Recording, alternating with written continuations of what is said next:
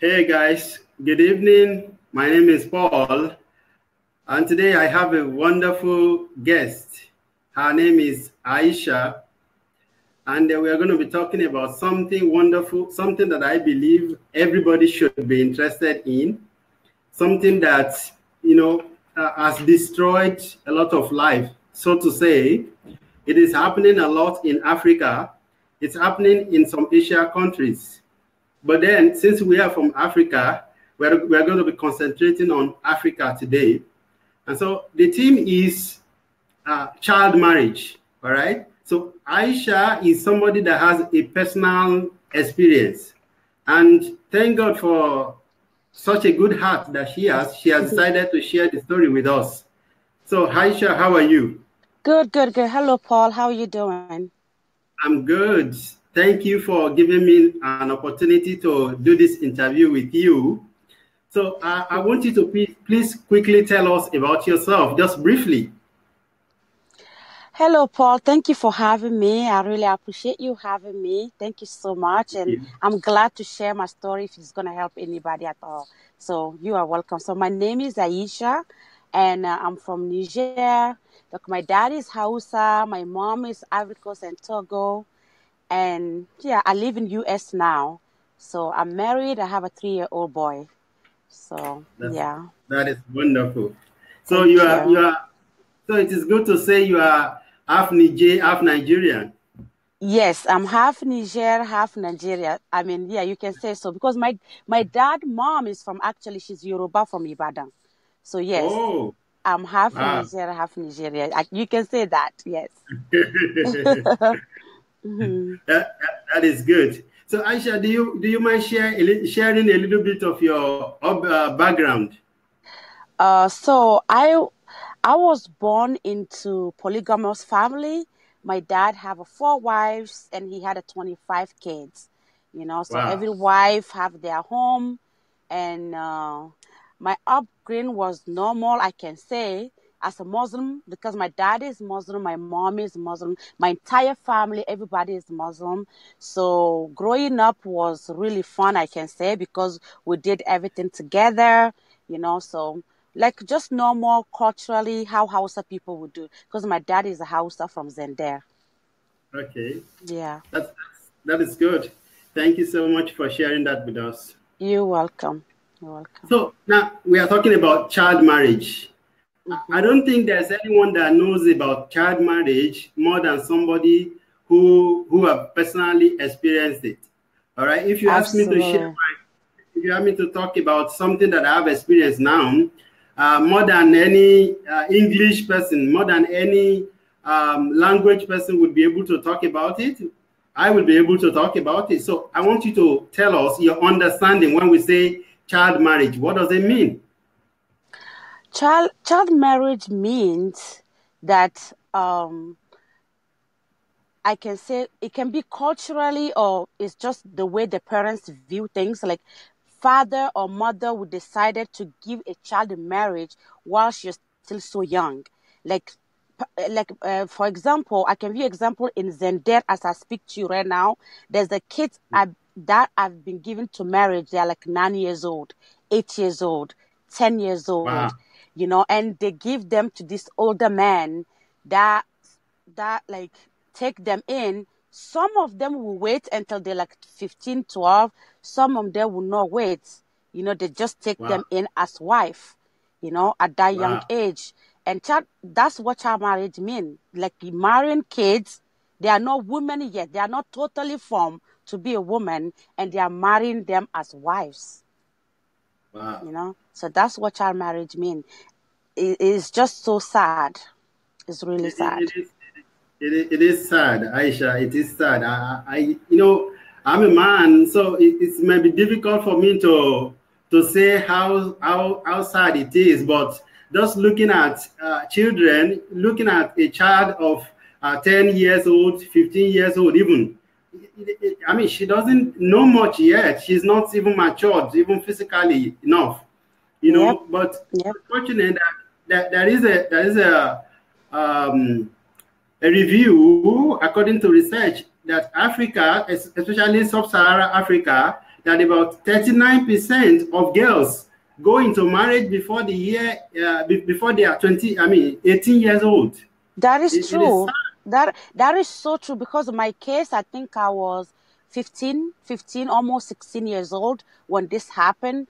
So yeah, like, it's really, really sad. And there's something that we really need to stop, something that like, personally, I'm working on that tirelessly, because we need to stop that. Because it's really sad that a young kid, she doesn't even know herself yet. She doesn't even know who she is yet. And they put her into marriage. And she have to do everything the husband say, or everything the so-called husband says she should do, because she don't yeah. know better. She doesn't even know herself yet. So it is truly sad, and something that I vow to one day in my lifetime that should stop in Niger, at least where I come from. That's good. So Aisha, what do you think? What is the mentality behind it? What does parents feel? Why will parents, consent to this? Mothers, fathers, why do they do that? Why do they do it? Okay, there's a different reasons. I can give you some example. Number one is a cultural reason. Number two is a religious reason, and number three is a financial reason, So my part of situation, for me, I don't think it was financial situation, but I think it was cultural. So it depends on every family. Some family would just give up their young daughter to a rich man, because they can't even afford her to go to school. So the fear of not affording her going to school, the fear of not affording her as a child, they just give her out to marriage for somebody to take care of her. Wow. So some of them too is cultural.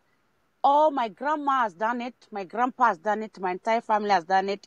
I have to do it also for my children, And some is a religious reason. Some Muslim Hausa think their child shouldn't bring pregnancy at home to bring like shame to the family because of religious belief. So it's all dependent on the family, and because of these three reasons, that's why most family do it. Oh, okay. Aisha, when I was preparing for this, sometimes last week I began to research on it, and I found out a particular story in Tanzania, sorry, that parents will give up their children or their young daughters just to get some numbers of cows. Yes, that's also true. That's also I true. feel so bad. It's part of culture. It's part of culture also. That is so true.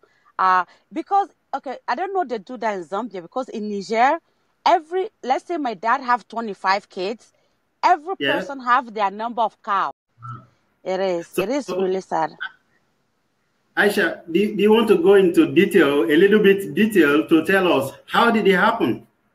With me, okay, Yeah, with me, you. I can give you direct reasons why it happened, because I later understand that was that, because I couldn't understand at that time, but now I know what the reason was. Because for me, growing up, I was going to this place called Centre Culturel Français. It's called Cultural Center, Cultural French Center. It's like a center, like a library, where you go there, you meet like a lot of white kids.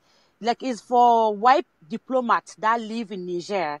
So that center is for those people. But even other people are allowed to come if you know about it. So you can make friends, you can read books, you can watch movies. So I like that center, and I used to go there a lot. So me going there, I meet other kids that are not from Niger, that have a completely different view of how they dress, how they look, what they want to become in life. So me going there really inspire me that, oh my God, this is what I want to be. I don't want to dress up like the way my culture, my area, how people dress up. So I start wearing jeans very early. I start wearing shorts, skirts. I don't cover my head. I don't do anything like what my area, what everybody was doing. So Okay. the fear of me dressing up like this is kind of like provocative. They feel like, oh, she's dressing up already like this. She doesn't listen. Why is she like this? She's gonna bring unwanted pregnancy at home. And if you know my family, if you know my home, you know how my culture is. They're like, okay, we can afford that. So if she's gonna do that, we rather give her marriage early so that she get Wow. married, and if she have to have a baby, then she already married. So in my case, that's why I think they forced me to marry early. Yes, So it you was know, out out of of fear, fear. wanting to protect their dignity. Yes, out of fear to protect their dignity, and also something to do with the religion and the religion too. You know, The Islamic religion, right? the Islamic religion. Yes, yes. You know, Wow. So yeah. is it religiously right for Islam, or I mean for a Muslim girl to marry at such age? I can't give you right facts because I really don't know the Quran, but I know that in most of families I knew and saw growing up, a lot of people give up their daughters early in marriage. I don't know if it's out of fear or out of what the Quran say. I'm not sure about that. But I know that a lot of families in my area where I grew up, they were giving their Hmm. kids early to marriage. Yes.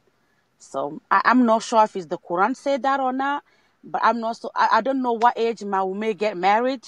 I don't know, but I know that it was a lot of Muslim people do that, and I still don't really know what the reason is. Besides the reasons that I give you, I don't know if the Quran said that or they just do it out of these three reasons I just give you previously. You know. Okay. See, Mhm. I learned that since it is common in Niger, what do Mhm. you think the government is doing? There's a report that says one in every four girls get married before 18 in Africa. Yes. Yes. So, what do you think the government of Niger, for instance, where you come from, what do you think they are doing about it? Is it enough?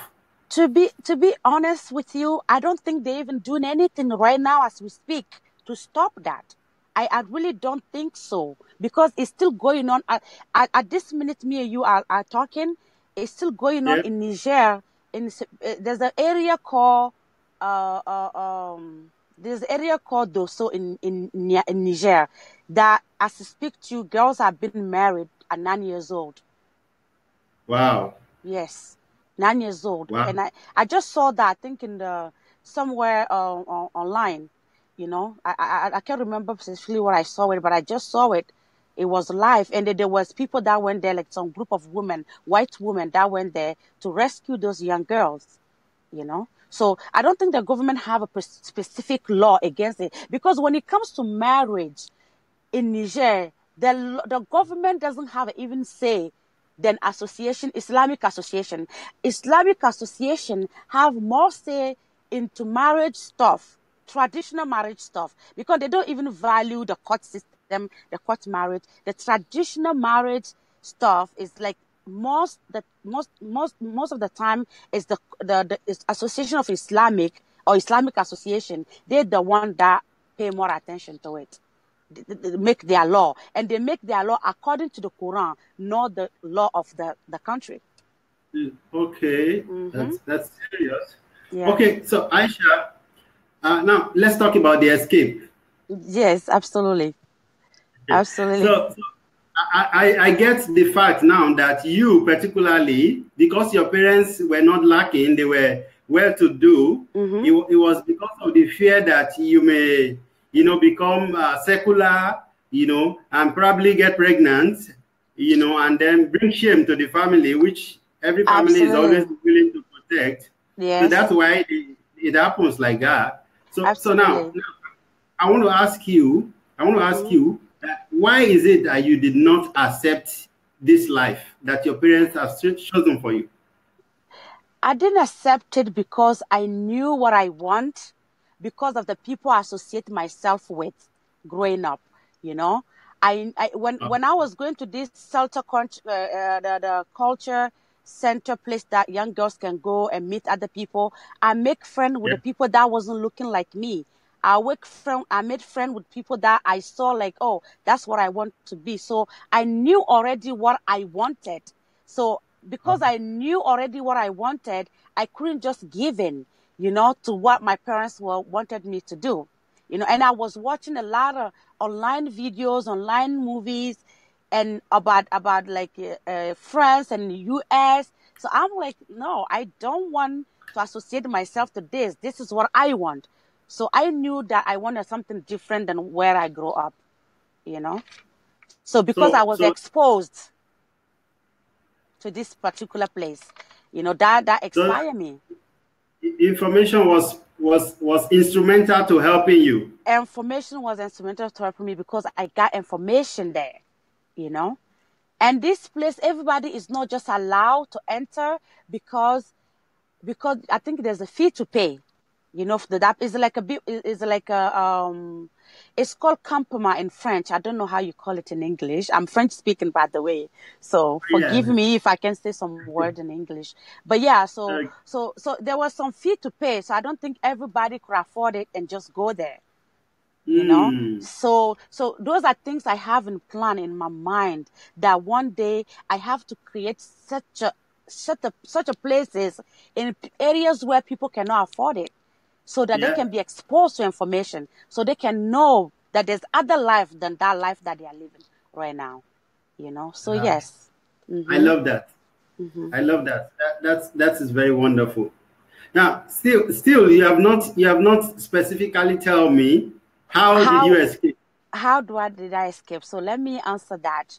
So first of all, when I was married, I knew I didn't want it.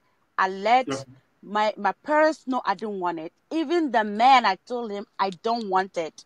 It was a Yeah. struggle. I cry every night, and so I have a cell phone, and then that husband that I was married to have already Yeah. 3 wives, but his first wife was the Oh, elder, was older. So okay.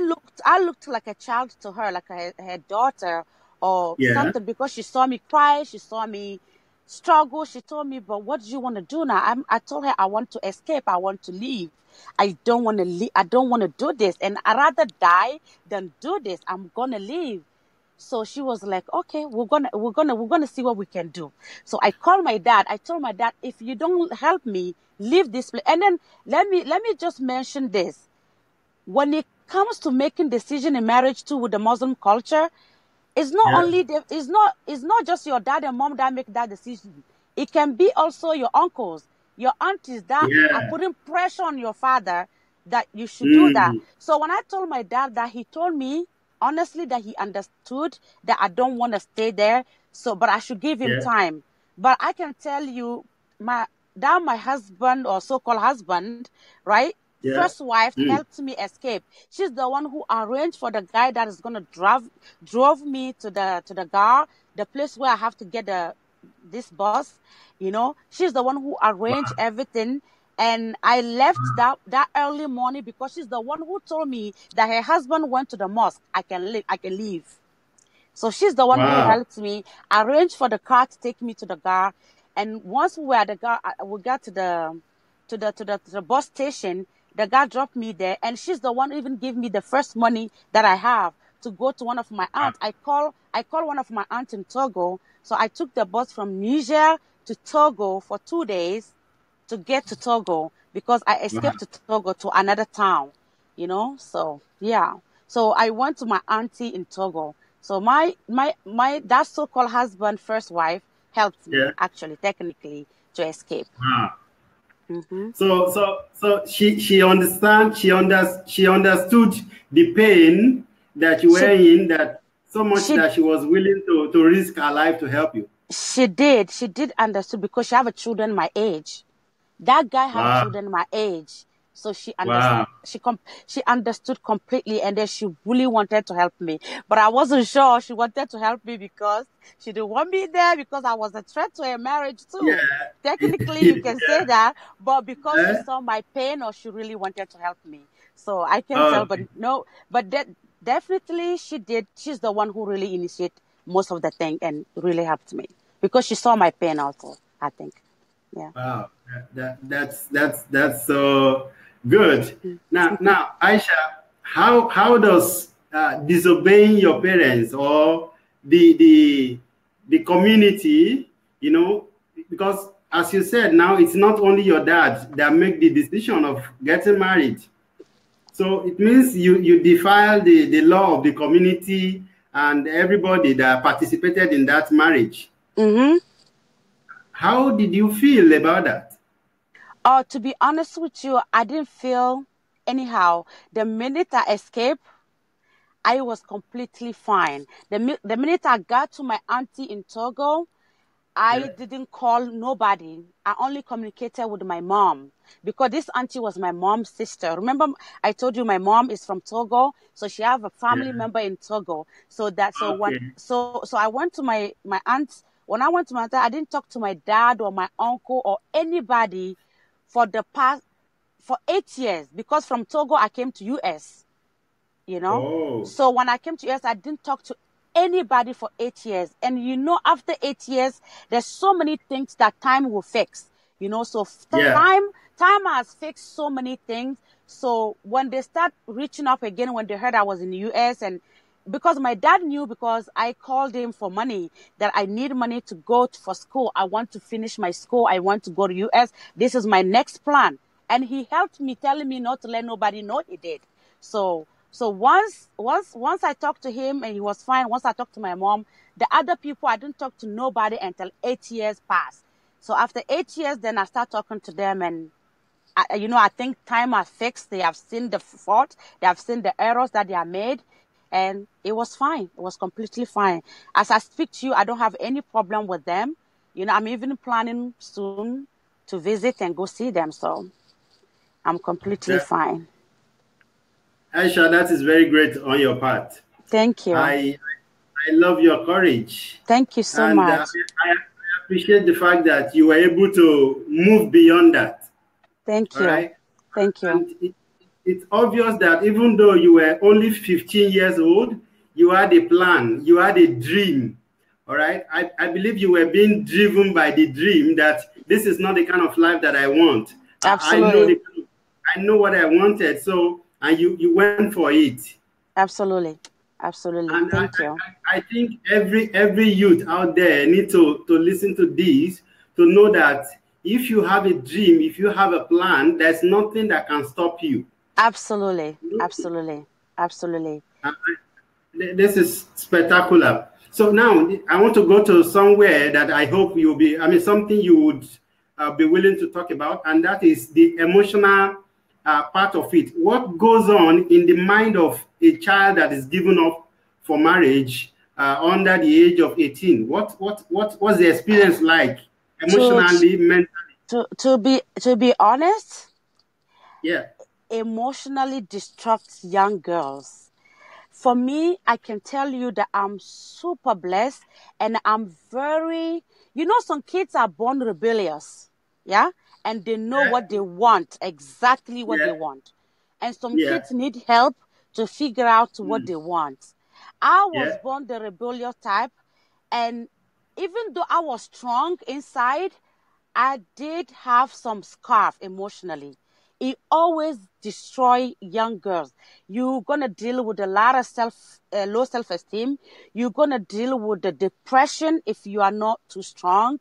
Even though I was strong, once I came to US and everything was settled, because that first marriage messed up some things in you and lead you to certain things, and then those certain things can lead you to so many other things, which is like, so for me personally, I didn't have to deal with much, because when I came here, I got help. I went to therapy for at least 3 years, because I got to meet this organization that was working with the young girls like me, fleeing those kind of situations. So when I came here, I got to work with that organization, and that organization has helped me so much. Therapy, counseling, so many things to boost my self-confidence, to make me feel like I was I was worthy. Because when you give a child in marriage like that, even if it's 1 day, 3 days, can you imagine for 3-4 days a man trying to sleep with you? You were so young. It's so traumatizing. Because that first marriage we talk about is not just marriage. You just go live there. You go there, the man want to take you as wife. What does husband and wife do? He wants to do those things with you, and it's scaring and is torturing, is emotionally, it really does scar your brain. So it takes a lot of work emotionally to I really advise people that go through that. If you want to get out, you have to get out and find help. Like, you have to do therapy. You have to talk to somebody that can counsel you, so you can get yourself back, because you always leave some scarf emotionally for you. So I work this organization even as I speak to you. I help people even here.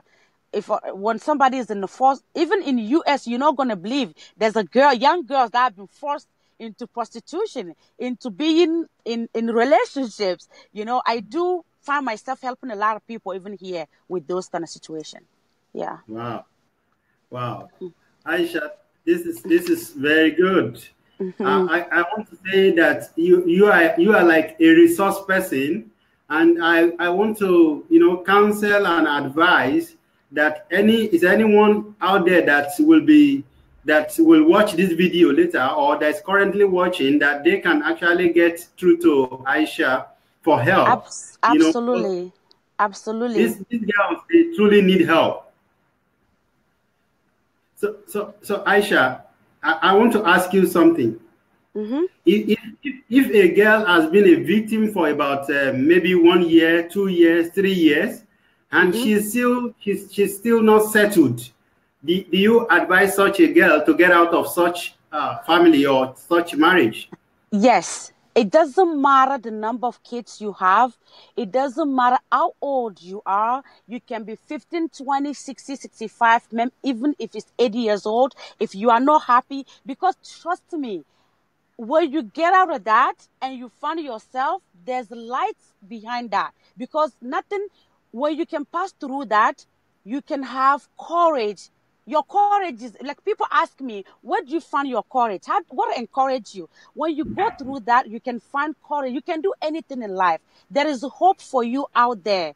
If you are not settled, if you are not happy, it doesn't matter how many years it has been. It doesn't matter how many kids you have. Just contact me. Go link with me on Facebook. I can direct you. I can send you resources to how to get out of it. You can get out of it at any time, any age, and then you can still find happiness in life beyond that. That is absolutely what I can advise. That is wonderful, Aisha. I think you. I don't know if you have been doing this, but I think that God, we are children of God now, and we know better that every experience, everything that we have gone through in life, it's a resource. All right. Absolutely. It's something that we can use to bless somebody out there. Absolutely. And if it is true that about 30%, 30 or 39, between 30 and 39% of young girls in Africa are sent to marriage before 18, I then would think that there is a lot of responsibility for somebody like you, who have been there, who have experienced it, So I want you to use this time, as we'll be rounding up, to give a word of advice for parents, for young girls out there, and for family members, people who are who know somebody who is in this kind of bondage, because I think it's bondage. Okay, so thank you so much, Paul, for doing this. Thank you for giving me this opportunity to speak about it. I'm planning with this organization that I'm working here with the US, with my lawyer. We are sending up a foundation. You know, we are working on paperwork. We're not done yet. You know, we have our personal things. So we are working on to get a foundation that is going to help those young kids, especially in Niger, you know. But we'll see what we can do for the entire Africa, because I feel like I'm African. We have to do those kind of foundation everywhere in Africa, so there's no child that goes into marriage. So the advice that I will give to anyone that is in such a situation, if you don't feel like you want to be in that situation, you can still get up. You can still find help. You can still talk to somebody and get up. And then I want to tell parents, please don't give your kids to marriage. They were born as a people, as an entity for a purpose. Let them grow up and discover their purpose and follow their heart or their dream, what they want to do. Don't have plan for your children. Your children are not you. They are separate entities, they are separate things that God has created. So I advise the parents to not force kids to go into marriage. And I would tell family members not to be like, live your own life and let every child live their own life and grow up, know themselves and know why they are here in this earth, because God sent them for a specific purpose. You know, I will also advise the government to create those institutes where young girls can go and add value to themselves. Because once you read books, you add value to yourself. You know, you know yourself, you know your purpose, and you know what you want to do. So nobody can come and mess you up or impose their dream inside you. You know, because you already know what you want to do. You know, because as for me, I was able to get up because I was able to go somewhere, learn some information, get some information, know what I want, and stick with it. You know, so thank you so much, Paul. That's all I can say. Thank you so much, Aisha. I'm very grateful. You are very welcome. I appreciate you for agreeing to come to the public, you know, to talk about this. This means a lot to me. And I'm sure you know, Paul, I'm a disciple of DSA, and when DSA did the 5 level of truths, I don't know if you watched it, he advised everyone that if you have a truth to tell about yourself, don't just go telling it to everybody unless you're going to use it to share and then bring solution, you know. And I believe me and you right now, so what we're doing, we are bringing solution to certain peoples that have this kind of problem, you know. So it's absolutely my pleasure. I would do anything. Anyone, feel free to contact me on Facebook. You know, I think, Paul, you put my link or something so that if you live in a certain situation, I will be, even if you live in the US, I'll be glad to help, you know. Yeah. Thank you so much, Aisha. You are very welcome. Do you know that this also is happening even in the US? Yes, it is happening. It is pathetic that there's a lot of African living here. They do that. Polygamy even happened in US. So wow. Yeah. Well, Aisha, thank you so much. Thank you so much. Grateful. I appreciate you too. Thank you. My regards to your husband and your boy. Thank you so much. Thank you. Blessings. Blessings. Just in case there's somebody that is watching this and you would want to get advice, or you want to, you know, talk with Aisha about this, maybe there's somebody that is somewhere that needs help desperately, please, her name is Aisha Abdullahi. Yes. Yeah. So her name is written in front of this video. So please use that name to trace Aisha on Facebook. And I'm sure she's ready. She's like an open book. Aisha is willing to help anybody that needs help. And I'm sure that we are going to be seeing more of her in Africa, you know, as per how to help more people get freedom. Thank you so much, Aisha. God bless you. Absolutely. Bless you too, Paul. Thank you. And I want to say thank you to everybody that has watched this video today. Thank you. Thank you, guys. So thank you for your comments. Thank you for sharing. Thank you for the likes. It blesses us. It helps us to get the word out there. Thank you so much. Aisha, bye-bye. Bye. Thank you. All right.